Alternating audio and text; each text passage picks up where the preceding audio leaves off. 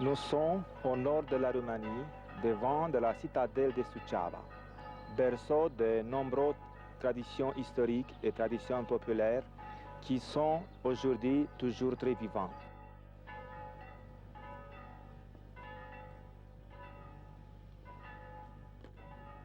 Cette citadelle a été bâtie par Stéphane le Grand, le plus important personnage de l'histoire de la Roumanie.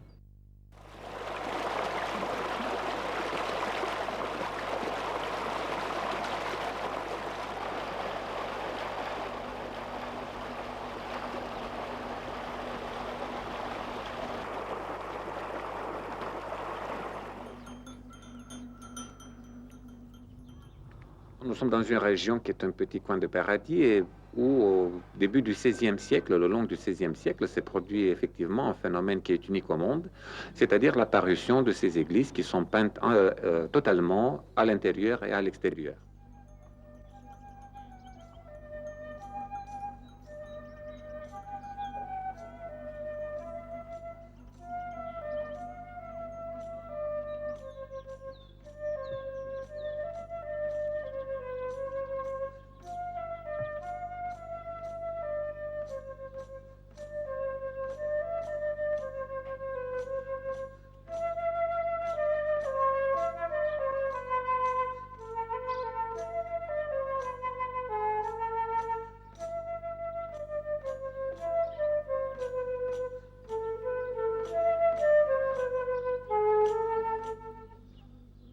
Cela, à l'époque, s'expliquait par le fait que, bien sûr, c'était une affirmation des valeurs de l'Église orthodoxe. C'était aussi une prière en image dédiée à la divinité, à la Sainte Vierge, pour protéger la Moldavie contre le danger ottoman qui menaçait à l'époque le pays. C'était bien sûr une expression des valeurs culturelles et artistiques de la région, puisque dans ces fresques, même si elles respectent les règles de la peinture religieuse, de la peinture byzantine, qui exprime les vérités de la Bible, les éléments locaux sont très présents. Dans la décoration, dans l'esprit des peintures et dans leur ensemble. C'est-à-dire, on a valorisé les valeurs culturelles de la région dans ces fresques et on les a introduites parmi les valeurs religieuses de ces fresques.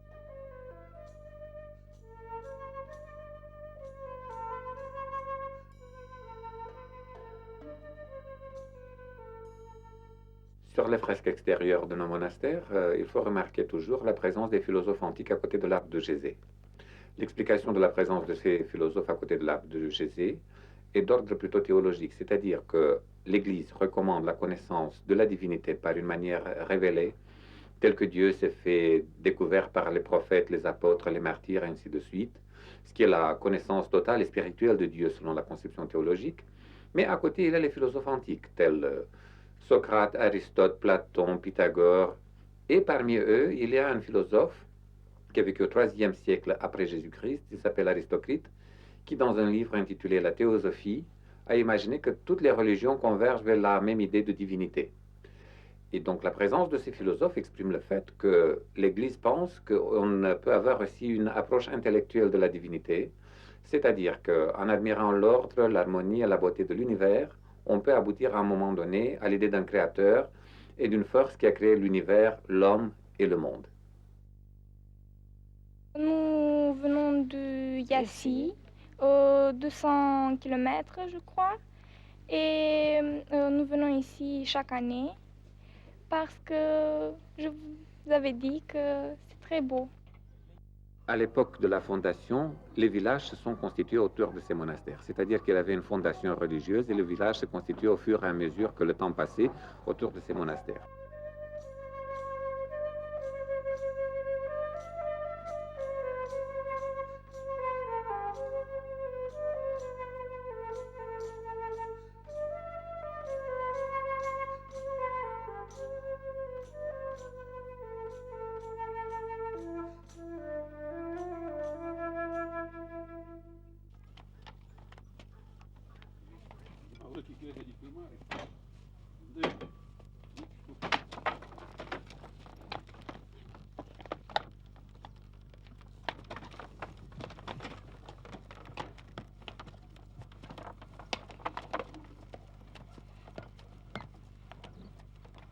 La continuité des traditions, si vous voulez, est présente aussi dans le domaine du bâtiment ici chez nous. la matière première pour le bâtiment, c'est le bois. Nous sommes dans une région très boisée. Il y a surtout du résineux, du sapin, mélèze, ainsi de suite, que l'on emploie pour bâtir. On le bâtit dans le respect des traditions, c'est-à-dire que les fondations sont faites d'habitude en galets récoltés sur le lit d'une rivière. Et puis, il y a l'ossature en bois qui est fait par un artisan du village qui travaille dans le respect des traditions. Il emploie les mêmes techniques pour les maisons d'il y a 100 ans, par exemple. Et puis, quand l'ossature de la maison est finie, on met tout au bout du toit, du futur toit, un sapin qui symbolise l'arbre de la vie. Et donc, on souhaite que la construction dure au moins autant qu'un grand sapin, c'est-à-dire pour 100 ans.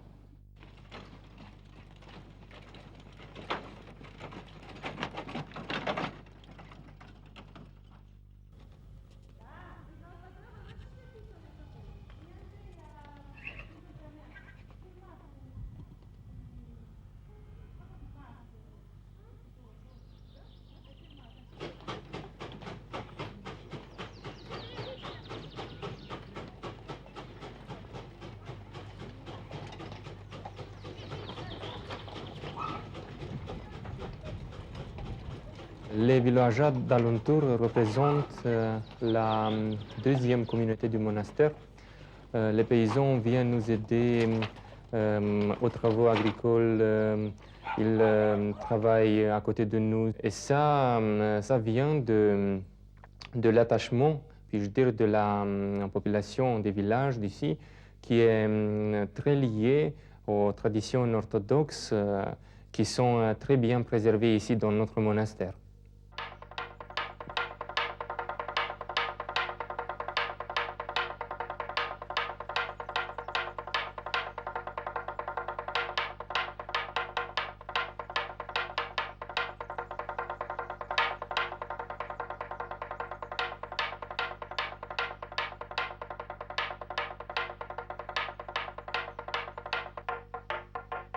Soyez le bienvenu au monastère de Voronezh.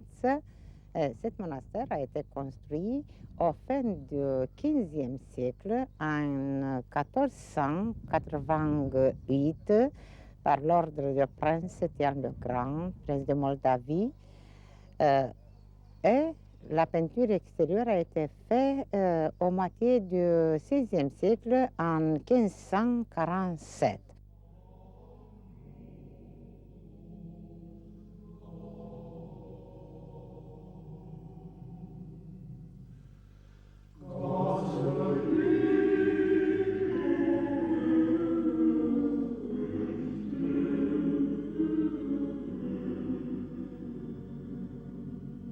Dans l'intérieur, la peinture appartient au fin du XVe siècle, à l'époque d'Étienne le Grand. Mais l'église est travaillée en forme de croix, en style moldave.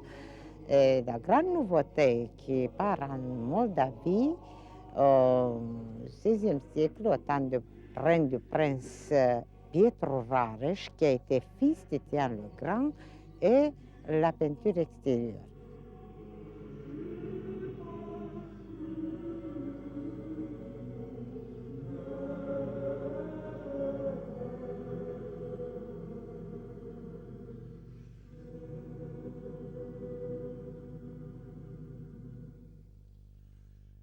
Nous sommes venus ici pour les Pâques avec toute ma famille et nous venons ici parce que nous sommes sûrs que nous sommes avec Dieu, parce que les hommes sont très amables et le monastère est merveilleux, les peintures aussi, tout est très très beau.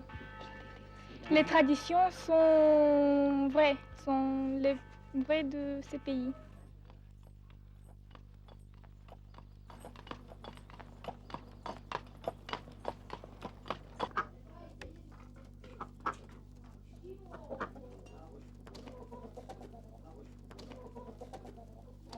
Pâques est sans doute la plus importante fête religieuse pour les Roumains et pour les orthodoxes. Noël est aussi important, l'Assomption est toujours importante, mais Pâques, c'est effectivement la plus grande fête, la plus importante fête religieuse. Il y a, disons, tout un calendrier qui est lié à la préparation et à la tradition des Pâques. Et ça commence cette semaine avant, donc au début du carême. Il y a diverses étapes qui sont en même temps spirituelles et matérielles que l'on parcourt pour arriver à cette grande fête.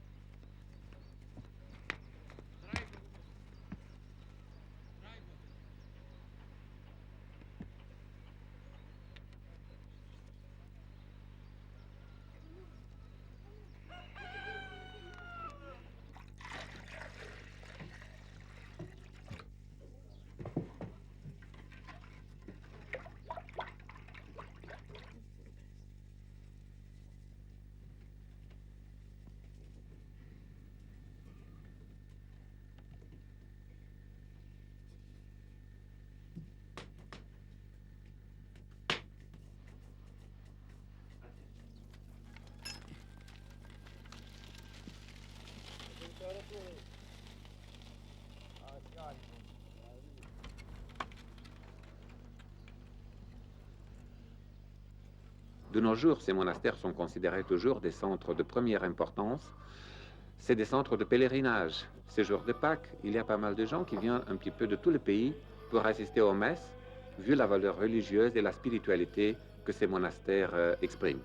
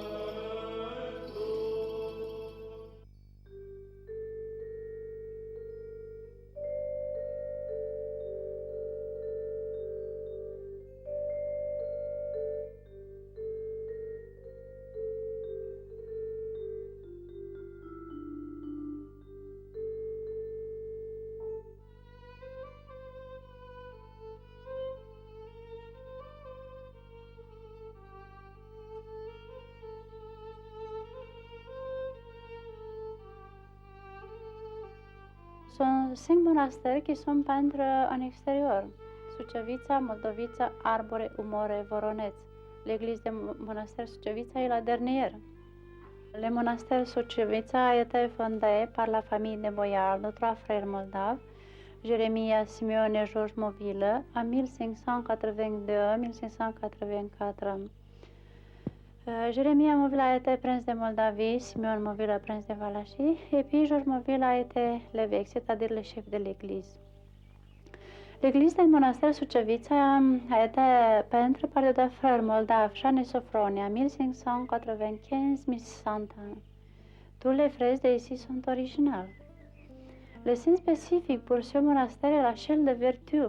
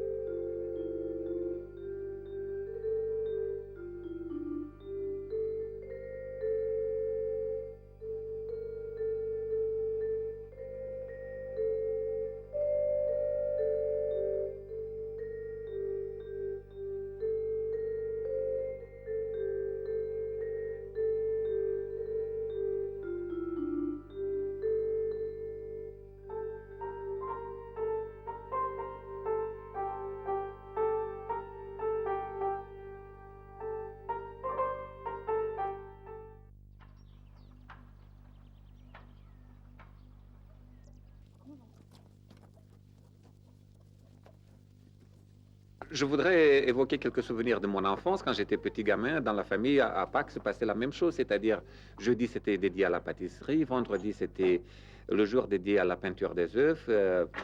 Samedi, c'était pour les plats traditionnels et je me rappelle ma mère qui faisait les brioches traditionnelles, le gâteau traditionnel et j'avais le droit de goûter un tout petit peu dans les casseroles ce qui restait suite à la composition et la préparation de ces friandises. De nos jours, c'est la même chose, c'est-à-dire toutes les générations participent à préparer cette grande fête. Les enfants viennent à la maison ou ceux qui sont déjà à la maison aident leurs parents.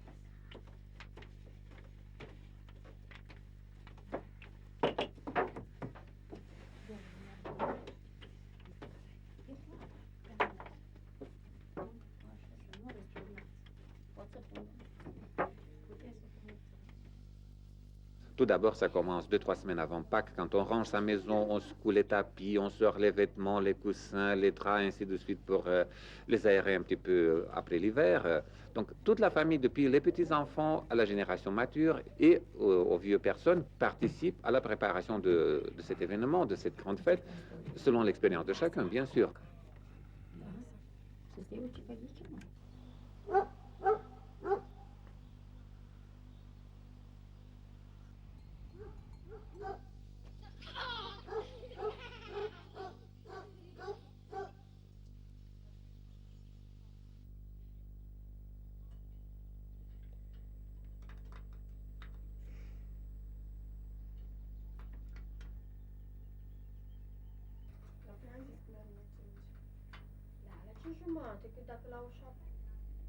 Il y a bien évidemment les autres traditions qui sont liées à cette grande fête. Tout d'abord, c'est la peinture des œufs, qui symbolise les œufs rouges, bien sûr, le sang du Christ sur la croix. Les gens préparent leur costume traditionnel pour aller à l'église, pour assister à l'office, soit le jeudi saint, soit le vendredi saint, soit pendant la nuit des Pâques. Puis c'est une grande joie pour les enfants aussi qui font des petites explosions pour saluer cet événement justement dans la nuit de la résurrection du Christ. Nous faisons toutes les préparations dans notre ville et nous venons avec tout ici, avec des œufs rouges, des sarmaloutes, des salades de bœuf, des cozonaci, des pasques.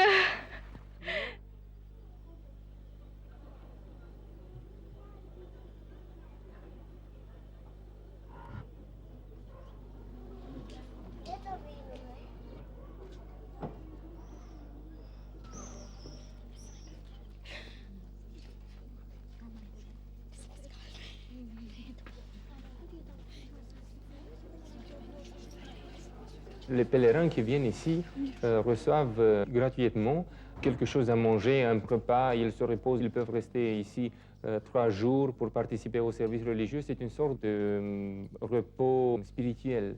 Donc ils veulent participer à notre régime de vie qui est assez difficile et assez, puis-je dire, ascétique. Et pour ça, ils viennent ici pour mener une telle vie, pour jeûner et pour participer aussi au service religieux.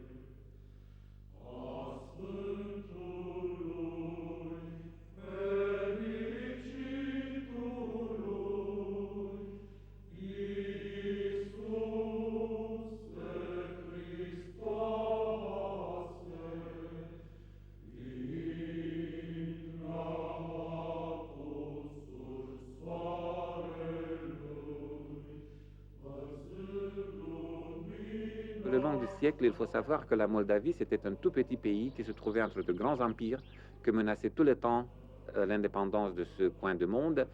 Et alors, c'est Stéphane le Grand et ses héritiers qui ont commencé et qui ont mené la lutte pour l'indépendance de la Moldavie.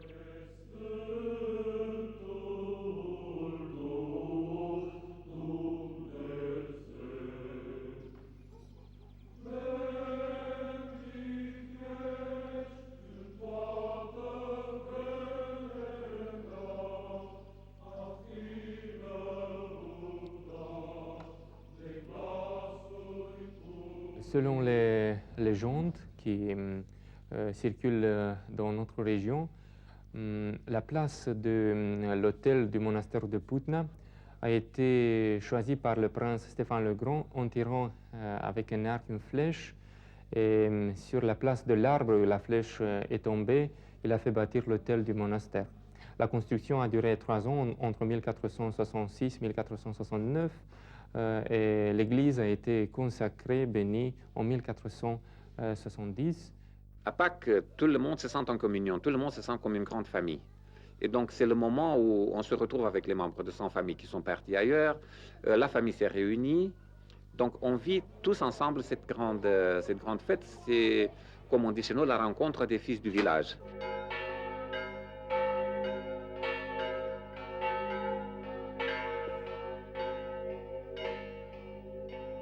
Il y a une tradition qui demande aux parents d'acheter des vêtements neufs pour Pâques, pour chaque enfant.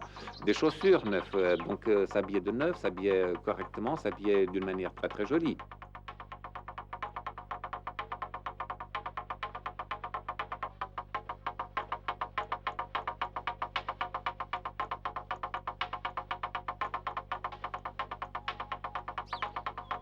Pendant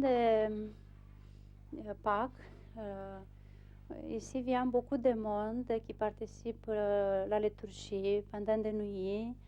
Tout le monde reste jusqu'à matin. Après la liturgie, tout le monde attend les prêtres avec les sœurs qui chantent Christ est ressuscité. Les prêtres qui bénissent leur panier où se trouve un gâteau spécial roumain, moldave, qui s'appelle Pasca. Et puis il y a des brioches, il y a des œufs rouges, les œufs qui sont ornés aussi, qui sont spécifiques pour cette région, la Bucovina. Et puis l'autre nourriture.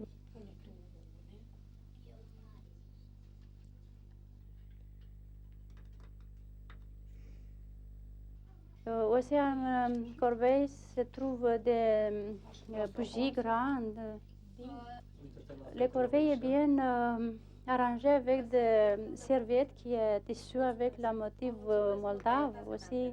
Tout le monde est content parce qu'il est parti d'ici avec la âme contente parce qu'il participait à la liturgie, la prière.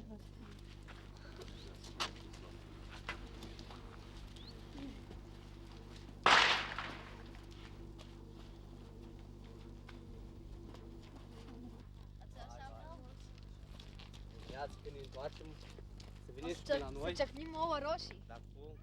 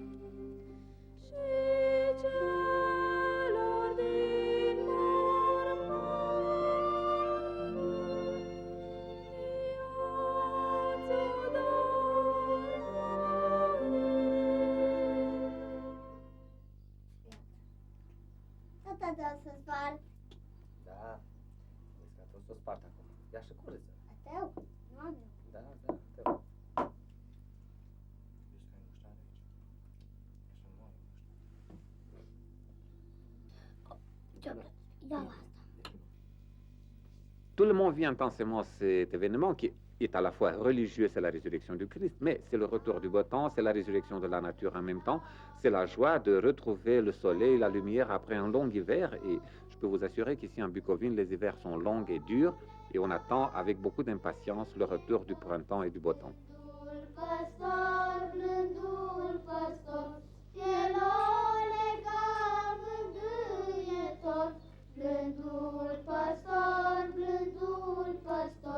La conception de l'Église orthodoxe sur le salut des gens, c'est que tous ceux qui vivent sur la terre sont voués au salut. C'est-à-dire n'importe la nation, n'importe la race, n'importe le groupe ethnique à laquelle on appartient, l'Église veut le salut de tous les hommes, donc c'est un message universel, un message humaniste que l'Église orthodoxe adresse à tout le monde.